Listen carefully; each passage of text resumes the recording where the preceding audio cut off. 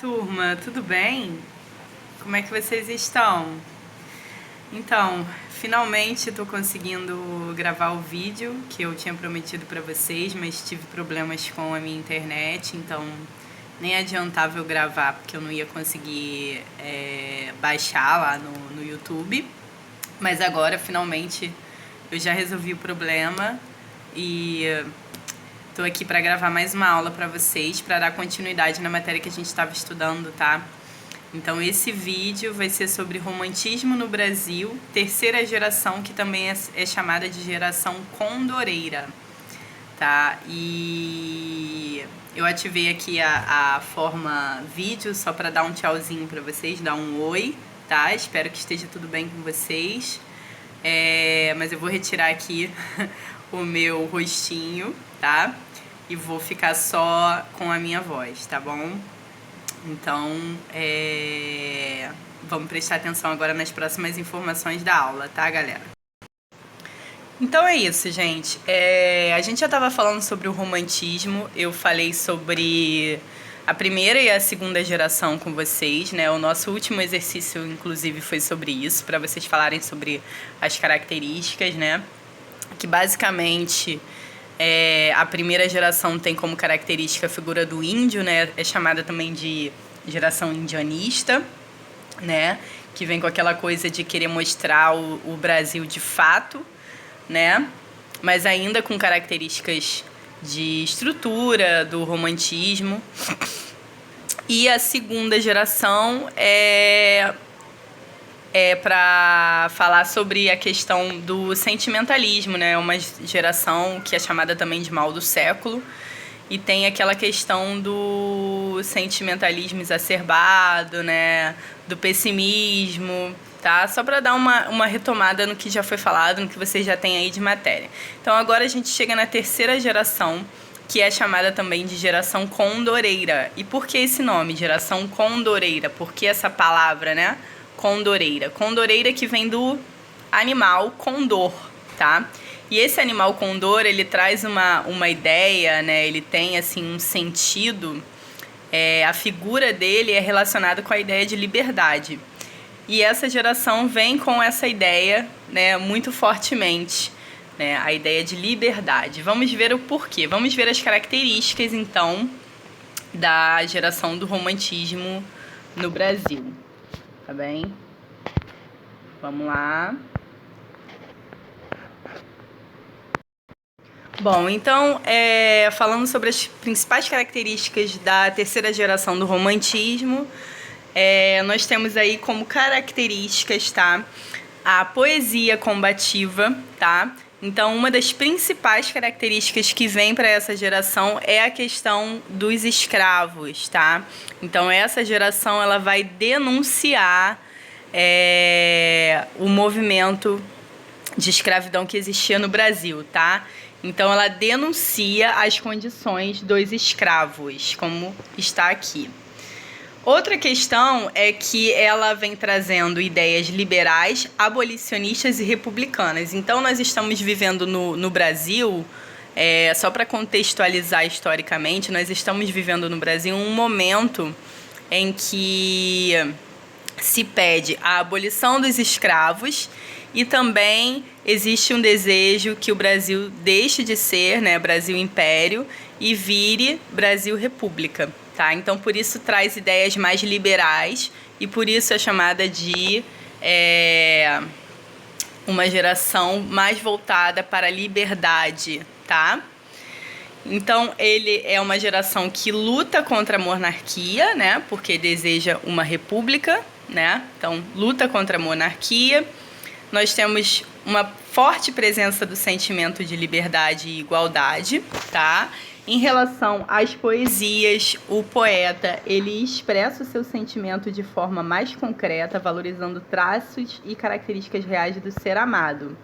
Então, aí nós temos uma diferença em relação, né, aos movimentos anteriores ao romantismo e também, vamos dizer assim, uma diferença em relação às outras gerações.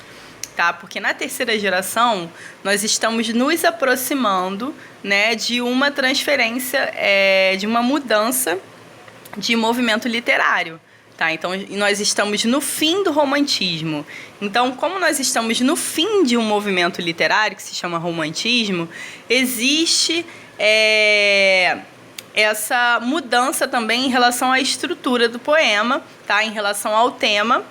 E nesse caso, o poeta ele vai sair um pouco daquela questão da idealização do ser amado, tá? Então ele vai sair um pouco do ideal, né, da ideia de idealização, e ele vai mais pegar em características reais do ser amado. Então ele vai falar mais de questões reais e vai sair do ideal, vai sair lá do sonho e vai trazer um pouco mais para a realidade. Então, com isso, vai existir a negação do amor platônico e, consequentemente, o erotismo no amor. Por quê? Porque antes nós víamos o amor, né, nas poesias anteriores a esse momento, o amor de maneira platônica, de maneira idealizada, a mulher ainda vista de uma maneira muito endeusada, né? O amor de uma maneira pouco erotizada. E, a partir desse momento, como existe um pouco mais de entrada na realidade, nós vamos ver também um erotismo maior. Então, vai aparecer a questão do sexo, né, muito mais inflamada do que antes, tá? Então, assim, depois eu vou colocar outros poemas para que vocês vejam, mas pegando aí principalmente a questão dos escravos, né? A questão do movimento abolicionista, né? E como isso vai se refletir na literatura, eu trouxe para vocês aqui um trecho de um poema de Castro Alves, que é o mais importante poeta dessa terceira geração do romantismo, tá? Que se chama O Navio Negreiro. Então, vou fazer a leitura aqui do poema para vocês e vou falar sobre algumas características aí, tá? Então, vamos lá. Era um sonho dantesco, o tombadilho, que das luzernas a vermelho brilho, em sangue a se banhar, tinir de ferros, estalar de açoite, legiões de homens negros como a noite, horrendos a dançar. Negras mulheres, suspendendo as tetas, magras crianças, cujas bocas pretas rega o sangue das mães, outras moças mais nuas e espantadas, no turbilhão de espectros arrastadas. Em ânsia e mágoa vães, e ri-se a orquestra irônica estridente, e da ronda fantástica a serpente. Faz doudas espirais, se o velho arqueja, se no chão resvala, ouvem-se gritos, o chicote estala. E voam mais e mais, presa nos elos de uma só cadeia, a multidão faminta cambaleia, e chora e dança ali. Um de raiva delira, outro enlouquece, outro que martírios embrutece, cantando, geme e ri. Então, gente, em relação a esse poema, né, o poema Navio Negreiro, do Castro Alves, nós temos aí a questão da escravidão, né? A denúncia em relação à escravidão, a denúncia do que acontecia com os negros, tá? Nós temos na linguagem do poema um pouco mais de realidade, né? Então você vê que não... Claro que a gente tem uma linguagem poética aí, mas assim, traz palavras que trazem mais realidade à questão da escravidão.